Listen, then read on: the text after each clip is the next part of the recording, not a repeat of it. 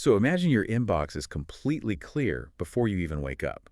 Like the pending invoices for your department are already paid, and the preliminary code to fix that critical server bug from 2 a.m. is already drafted and just waiting for your review. Right, which sounds totally like science fiction, but it's actually not. No, not at all. It's the immediate reality outlined in the raw, early release manuscript we're looking at today. We are doing a deep dive into Michael Albada's upcoming book, Building Applications with AI Agents, Designing and Implementing Multi-Agent Systems. Yeah, the shift documented in this source material is, well, it's fundamental. We are looking at a permanent transition from the AI tools we use today, which, just wait patiently for our prompts, to complex autonomous systems that operate entirely in the background. Right. And our mission for this deep dive is to really unpack the architecture of these agentic systems. We want to break down how developers are actively building technology that basically manages itself. Exactly. And to truly appreciate this leap, we kind of have to draw a baseline between these new agents and traditional machine learning.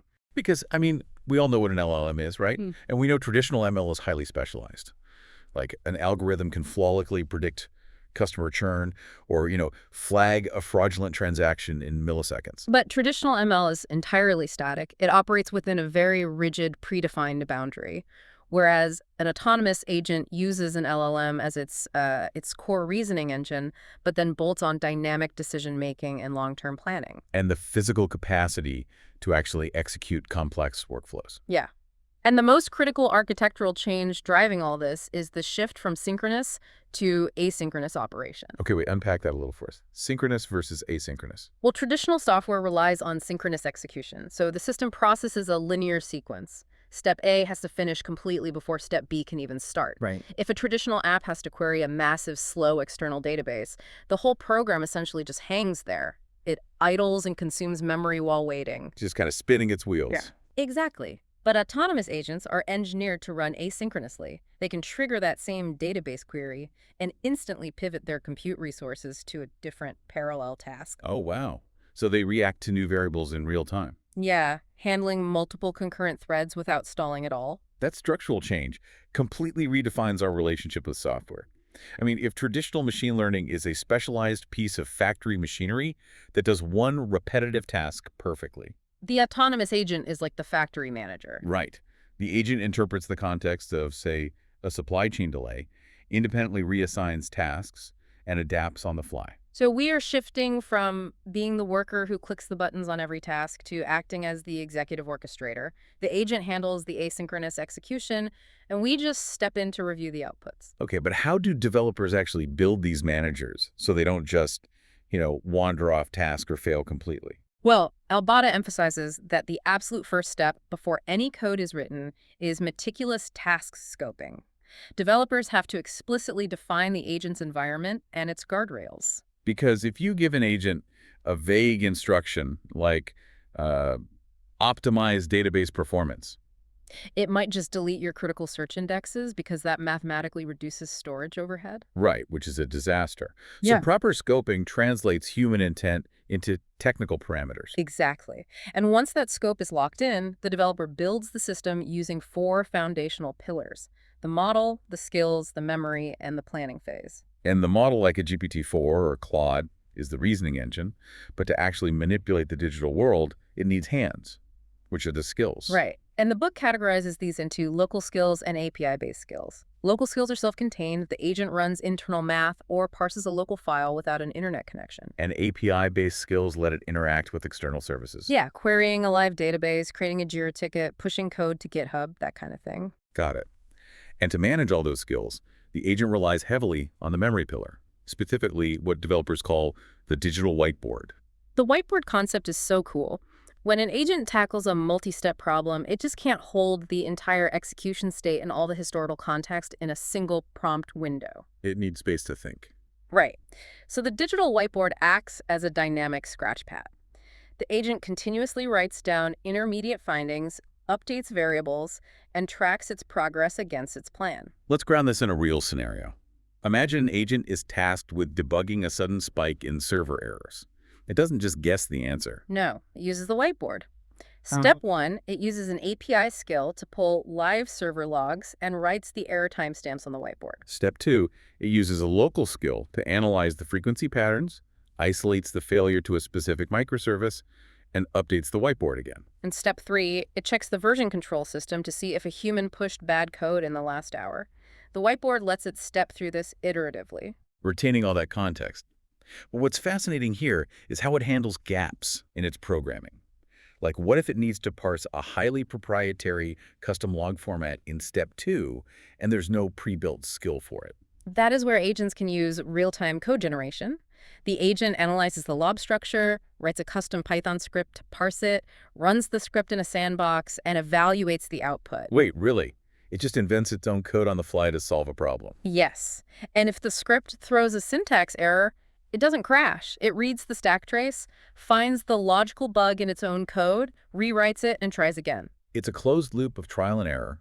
But wait, if an agent is constantly writing and debugging its own code just to answer a user's prompt, isn't that incredibly slow? Oh, absolutely. The computational overhead is enormous. Right, because if I'm trying to fix a server outage, waiting 5 minutes for an agent to invent a solution from scratch is just unacceptable. How do developers balance getting it right versus getting it fast? That pushback leads right into the speed versus accuracy trade-off.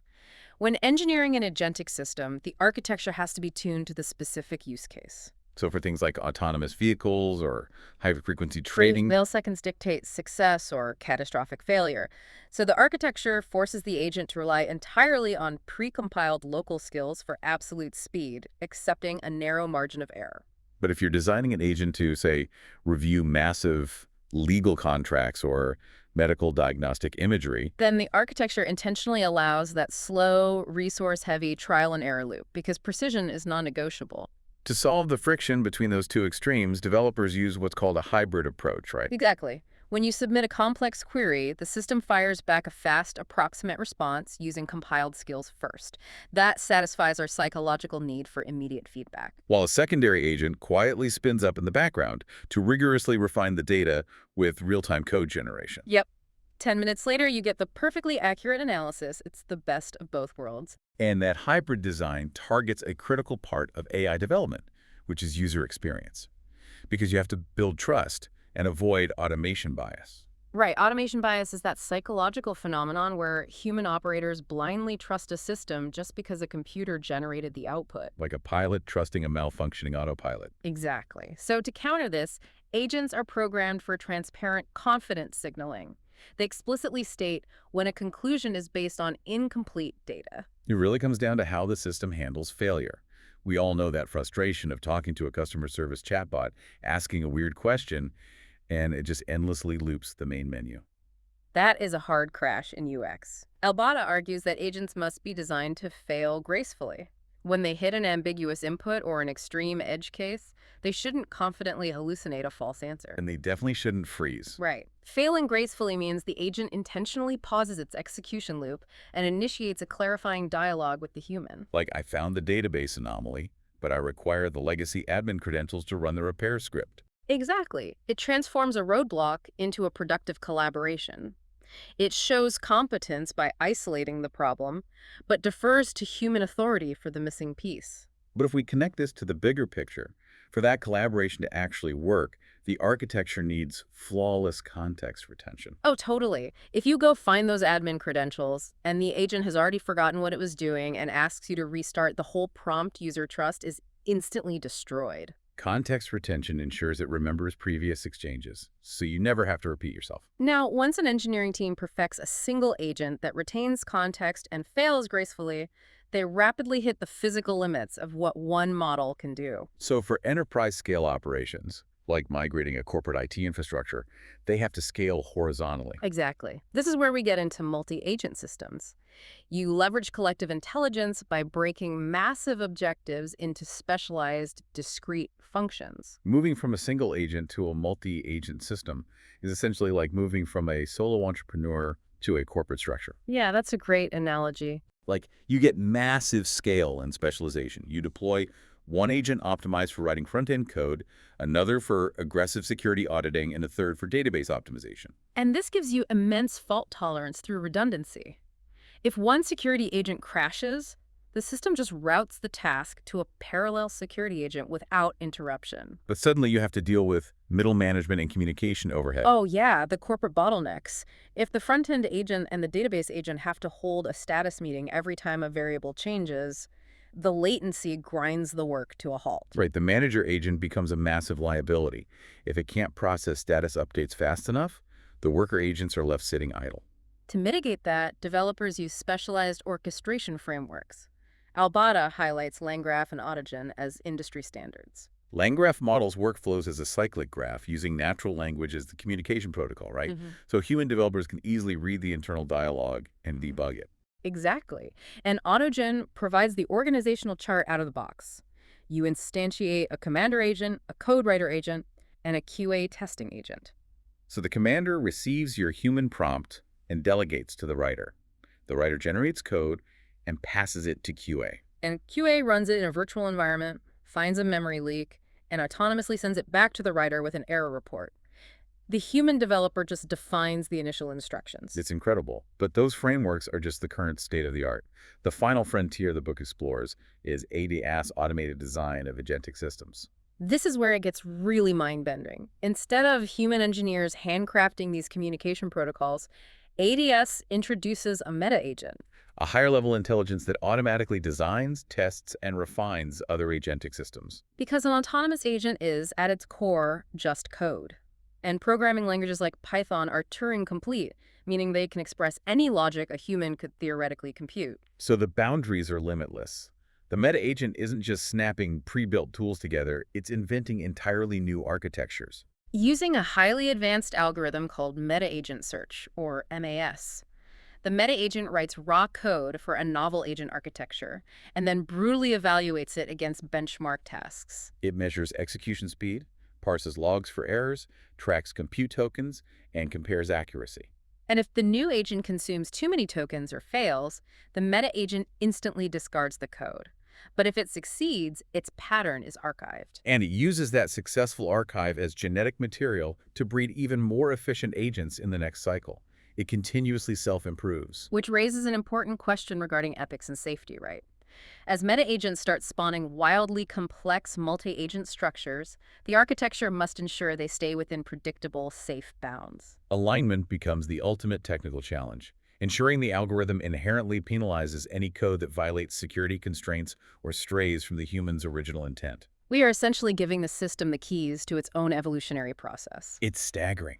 We've gone from static machine learning to asynchronous autonomous agents using digital whiteboards. We've explored balancing speed versus accuracy, failing gracefully, and scaling up to multi-agent ecosystems with LangGraph and Autogen. All the way to the reality of ADS meta-agents autonomously designing and evolving entirely new workflows faster than a human ever could. And this matters for everyone listening. Whether you're a developer, a manager, or just following the tech landscape, the dynamic of your daily life is fundamentally changing. You are shifting from executing tasks to orchestrating AI collaborators, which leaves you with a pretty provocative thought to mull over. Right. If a meta agent running meta agent search can evaluate and deploy optimized agents exponentially faster than a human team, what happens to the traditional software engineer? Exactly.